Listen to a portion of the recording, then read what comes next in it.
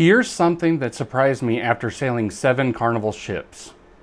The Firenze, the Glory, the Conquest, the Miracle, the Breeze, the Liberty, different ships, different itineraries, different passengers, but the mistakes, they're almost always the same ones, over and over again. And in this video, I'm gonna walk you through every single one of them. So your first Carnival cruise isn't the one where you'll have to learn the hard way. Real quick before we get into it, I want to be upfront about where this comes from. I've now sailed the Carnival Firenze, Glory, Conquest, Radiance, Miracle, Breeze, and Liberty. Different cabin categories, different itineraries, different times of year, and the reason I'm making this video is because of the things I'm about to share. I've either learned these the hard way myself or I've watched someone else figure it out mid-cruise. Neither option is great. So let's fix that before you get on board. Not setting up the Carnival Hub app in advance. I've watched this happen on the Firenze, the Liberty, and the Breeze. It doesn't matter which ship. People get on board on day one and spend the first 2 hours trying to figure out the app instead of enjoying the ship. The Hub app is your entire cruise experience in one place. Dining reservations, entertainment bookings, your onboard account, messaging other people in your group, and here's what most people don't even realize. Some of this books up before the ship even leaves port. Specialty dining experience. If you're gonna wait till you're on board to book El Viaggio or the steakhouse, you might be eating at 9:30 p.m. on the last day at sea. Specialty dining options vary by ship. For instance, Carnival Firenze has El Viaggio, which is a high-edge Italian restaurant that is unique to the Venice class of ships, but the Breeze, Radiance, Glory, Liberty, and Conquest all share many of the same specialty dining options, such as Chef's Table, Seafood Shack, Sushi at Sea, or Banzai Sushi Fahrenheit 555. No matter which ship you're on, you're going to want to make reservations far enough in advance. Your check-in time in the app is not a suggestion. I know it feels like one, but I've tested this across multiple sailings. The Breeze out of Galveston, the Glory out of Miami, or even the Firenze out of Long Beach. And the difference between showing up to your assigned time versus 90 minutes early is a difference between walking straight on the ship and standing in line on the pier in the Florida heat for over an hour. For what it's worth, I've actually found out that showing right up on time or even 15 minutes after is kind of the sweet spot every time. Before we get to the cabin mistake, and this one's a big one that I really want you to hear, make sure you stick around to the end. I've got one tip that I've never heard any other cruise creator talk about, and it might save your entire vacation. So keep watching. Choosing the wrong cabin category for the wrong reason. So this is where I see most people go wrong most consistently, and I've made versions of this mistake myself. People either book the cheapest interior cabin they can find without thinking about location. They assume the aft balcony is always the move because they've read it somewhere. Here's what I've learned across 7 ships. Location on the ship matters more than the category in most cases. On the Carnival Breeze, Liberty, Glory, midship on these larger ships is worth a small price bump. You feel less motion and you're close to the elevators. On the Carnival Radiance, it's a smaller ship, so location matters less. Nearly any cabin works. Just be careful of cabins on deck 8 because the pools and the buffet are right above you. The Carnival Miracle, aft cabins have great views, but the vibration from the engines was noticeable on longer sea days. On the Carnival Firenze, deck 6 directly above the Moda Lounge. Avoid if you're a light sleeper because it gets loud at night. For what I've paid in a midship interior versus an aft balcony, I've been happier in the midship more times than I expected. Skipping specialty dining or not booking it early enough. 2 types of people make opposite versions of this mistake.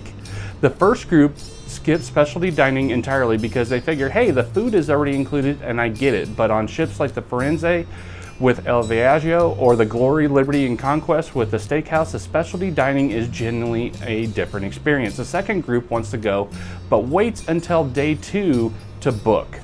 Both groups end up in the main dining room at 7 p.m. wondering if they should have planned better. Many times by 6 p.m. on the first night of your cruise, your options are entirely gone, or if not, they are severely limited. Not planning your evening around entertainment on board. The main theater on any Carnival ship fills up, and I'm not talking about a little pool. I've watched a family of 5 get turned away from the Punchliner Comedy Club on the Liberty because every seat was taken 20 minutes before the show even started.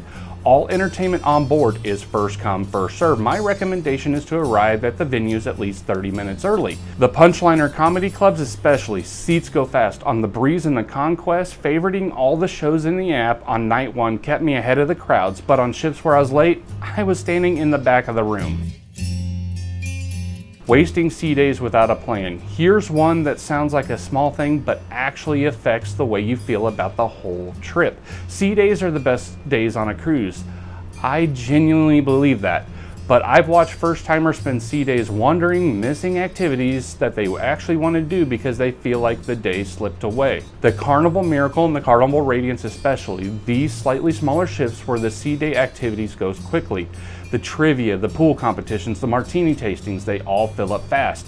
Look at the Fun Times newsletter the night before and mark what you actually want to do. This takes like 5 minutes and you can do the same thing in the Carnival Hub app, and you can favorite things and you'll get notifications on your phone. Hey, if this is helping you plan your Carnival cruise, definitely hit that subscribe button. I've got full ship tours on the channel for all these ships, including the Carnival Firenze. I'll link that one at the end of the video so you can see the ship before you even board. Now let's get back into port mistakes, because this is where a lot of first-timers lose significant time. Underestimating tender ports. If your itinerary includes a tender port, and several Carnival itineraries do, this is critical. A tender port means the ship can't dock, so you take a small boat from the ship to the shore.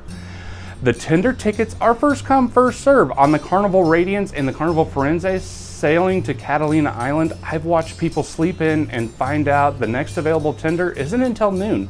That's half of your port day completely gone. Pro tip here is check your hub app the night before you visit a tender port. Sometimes you can get into your digital zone ticket early and beat the morning rush. However, if you booked your excursion directly through Carnival, you don't even have to worry about this. Your tour group meets on board and gets escorted straight to a boat, so the logistics are completely taken care of for you. Two major pain points here. The first is people who book every excursion through Carnival without checking if there's a better independent option at the same port for less money. And look, Carnival excursions are safe, reliable. I've done plenty of them. But in ports like Cozumel, Ensenada, or Nassau, independent operators often do the same tour for significantly less. The second pain point is where people go fully independent with no plan and spend the first hour of their port day figuring out what they want to do. Both groups end up a little frustrated. The sweet spot is knowing your port before you arrive. Even just 20 minutes of research the night before makes a massive difference. Okay, we're almost at that tip I mentioned at the beginning of the video.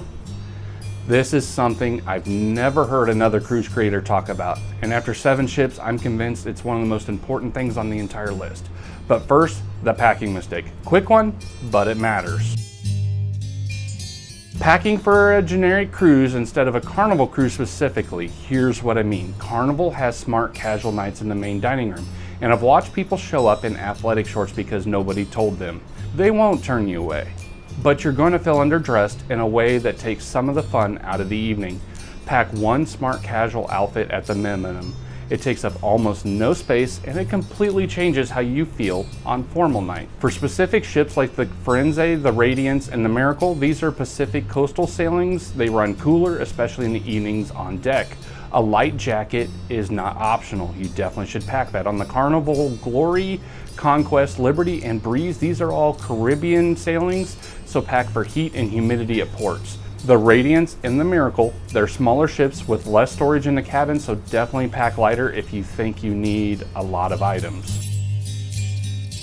Mistake number 10 is missing the quiet spots on the ship. Every Carnival ship has spaces that most passengers walk right past, and some of these are the best spots on the ship. On the Firenze, these are forward-facing deck spaces on the lower decks that almost no one uses. On the Liberty, Conquest, Glory, there's an area on deck 6 and deck 7 forward that I've yet to run into another guest. On the Miracle, the forward bow area at sunset is honestly one of the best views I've had on any cruise. These spots don't show up on the brochures, but you will find them by exploring. My tip is explore the whole ship on embarkation day before the crowds settle in. You'll thank yourself for the rest of the trip. The tip no one talks about. Okay, here it is. After sailing on 7 different Carnival ships, the Firenze, Glory, Conquest, Radiance, Miracle, Breeze, and Liberty, the single most impactful thing I have learned about how Carnival operates today is they are fiercely protective of your vacation experience. They are strictly enforcing their passenger lifetime ban. Now, I know this sounds intense, but looking at how the travel industry is evolving, this is actually a massive progressive win for everyday cruisers.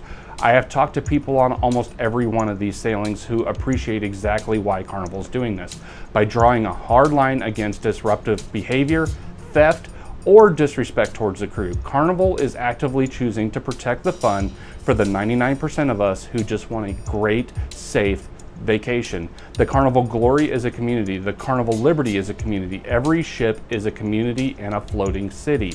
Knowing that Carnival steps up to enforce these high standards mean I can step on board any of these 7 ships, relax, and never once worry about my safety or peace of mind.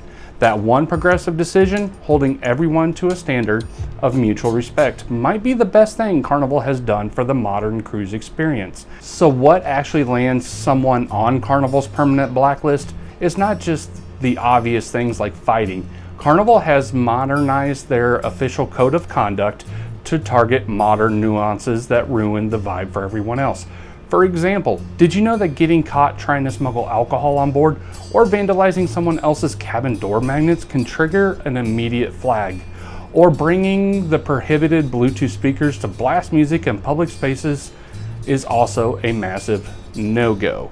Carnival's policy is progressive because it relies on accountability.